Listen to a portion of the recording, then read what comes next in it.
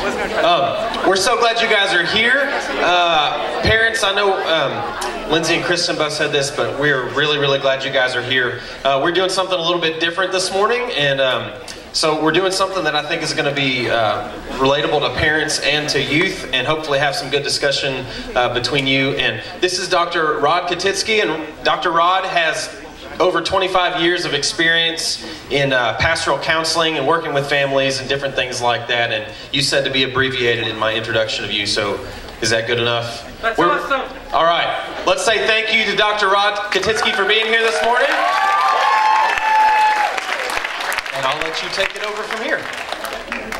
Well, the first thing I need to do is a disclaimer. I don't have a doctorate. So I get often referred to as Dr. Love. And I even had an article in the Tennessean promoting me as Dr. Love, because that's what I do. I keep couples connected, and I help people work through conflict. They've only given me 45 minutes, and this is a tight time frame. Here's where we're going. Am I up? Here we go. I got 3 parts, and the first 2 I want to do in about 10 minutes. And I need your help if I'm going to do this quickly. And then we've got this 22-minute incredible video that's by DeWitt Jones, who's with National Geographic. It's incredible photography, and it is so uplifting. So my question to you is, and I need y'all just to speak up quickly and help me out, have you ever lost it? What does it mean to lose it? As a parent, have you lost it with your teen? As a teen, have you lost it with your parent? Throw it out. What does that mean? What do you do? I ran away from home. You run away from home. What else? Throw it out. You scream. You cry. What else? You yell. You break things. You throw things. You argue. Right? Okay. Excellent. Excellent. Excellent. Is there anyone in the room who's never lost it? Raise your hand. Anyone? Anyone. Right. We're human beings, and this is a part of our humanity, right? What I'm real interested in is the intersection between science, psychology, and religion. And that's what I want to address about how our brains work. There are 3 distinct parts to our brain. And y'all have to bear with me. Is there an orthopedic surgeon in the house? Is there? Because I want to applaud you all. I'm 18 days from a total hip replacement. And I think modern medicine is incredible. I'm grateful.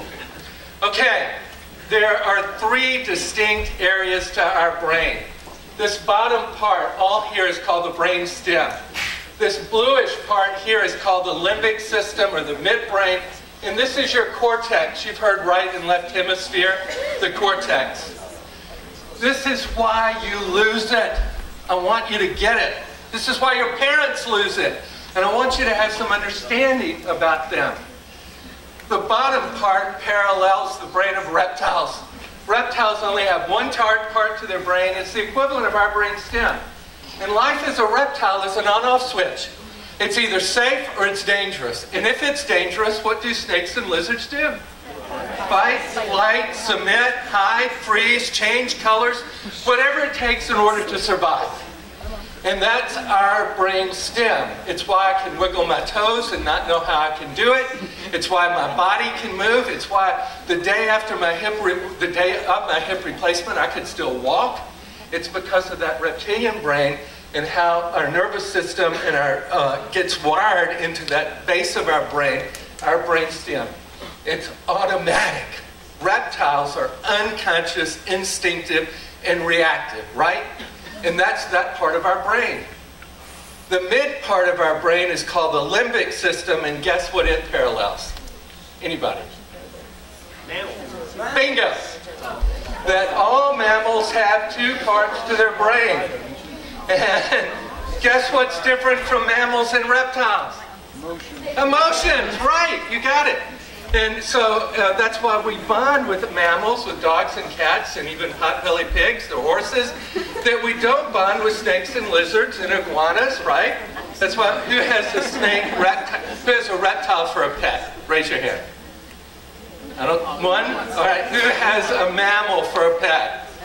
A lot more. Why? Because you have an emotional connection with your dog and your cat. All right. Here's the bad news. How do we define sin?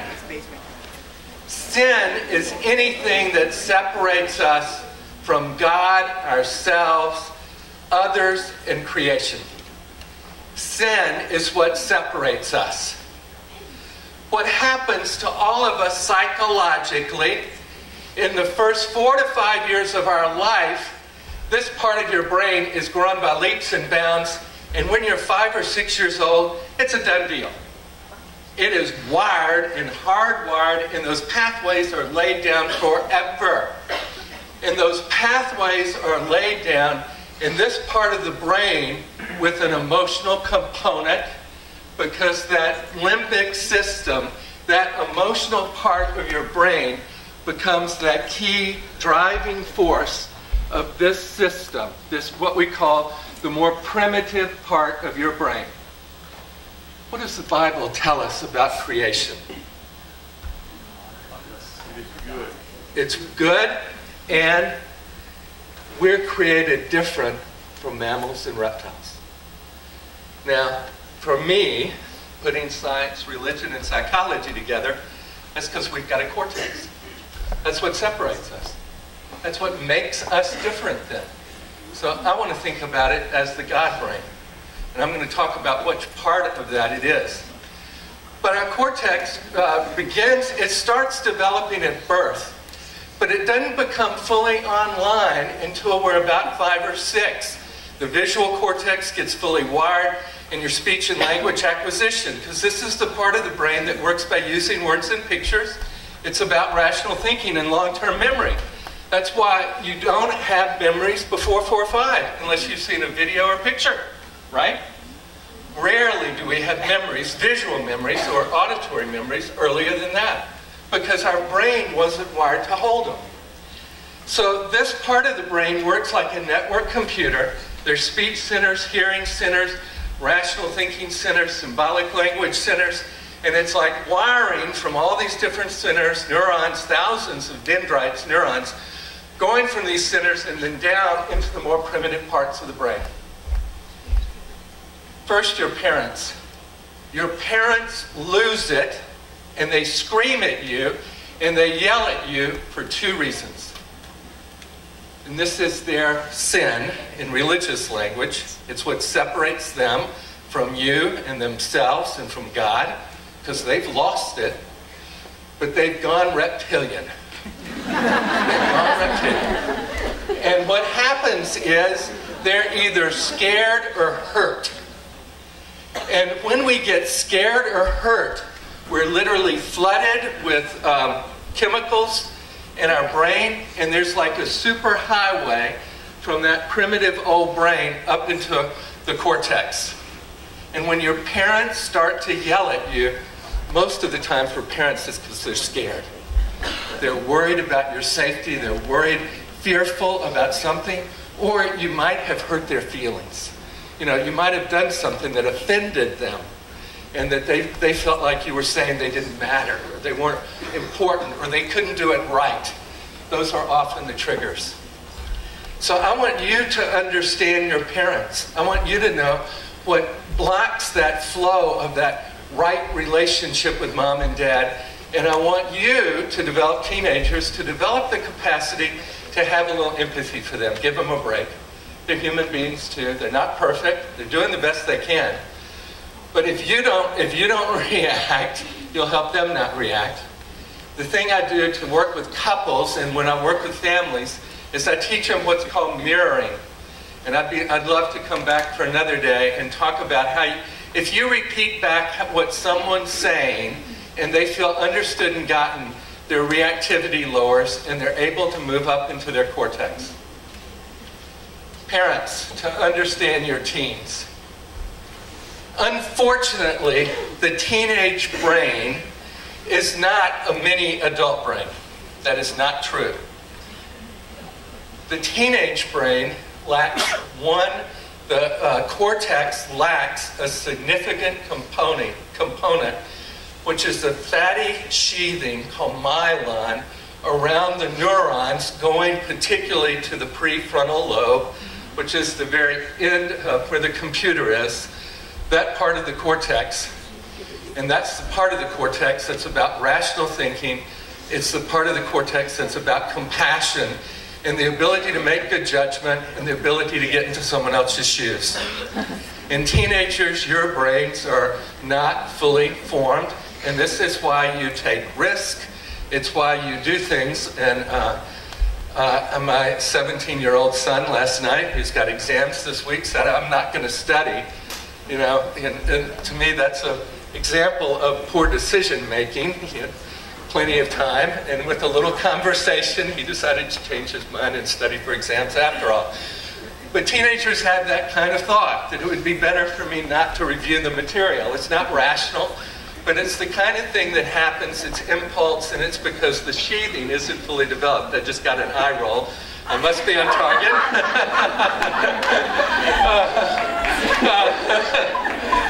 I want you to know, and I could keep giving examples, and maybe one would hit home, but the teens, you need your parents. Parents, they need for you to set limits. They need for you to set boundaries with them, and they need for you not to be reactive.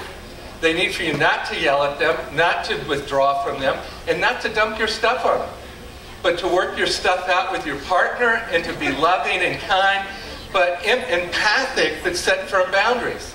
You know, you're not going to go to that party tonight, and that's a done deal, because I don't think it's safe for you. But I'm sorry, and I'm sad, because I know that's hard, and I know you're going to be disappointed, and you're going to mirror back their disappointment, and you're going to stay with them. But you're going to hold firm boundaries because they need it, and it's just a part of their development. Okay, I want to make one last pitch, and that's that, and then we're going to watch this video. I want y'all to get that the cortex, this prefrontal lobe, is the only place of your brain that's capable of compassion and understanding. And that's how we know God. We know God is love and compassion and acceptance just for who we are. And for you to embody God to someone else, you've got to be in that part of your brain. Which means that you've got to take charge of your fight-flight response and your emotions. And your whole adult life, and I hope you'll engage with your parents in this, what it means to grow into spiritual maturity, and it's a lifelong journey, is to take charge of that process. We never arrive, we're human beings. Your relational agenda that got rooted in the first 4 to 5 years of your life, you carry with you forever. You will always have flares of what I call reactivity. And your task is to develop the muscle of the God brain. Because right now, there's a super highway between that old brain and the God brain, and there are only little side roads going back. Your task as you grow in your spiritual development is to strengthen those roads going back from the cortex to the limbic system, the more primitive parts of your brain. And that's what helps you celebrate what's right in the world.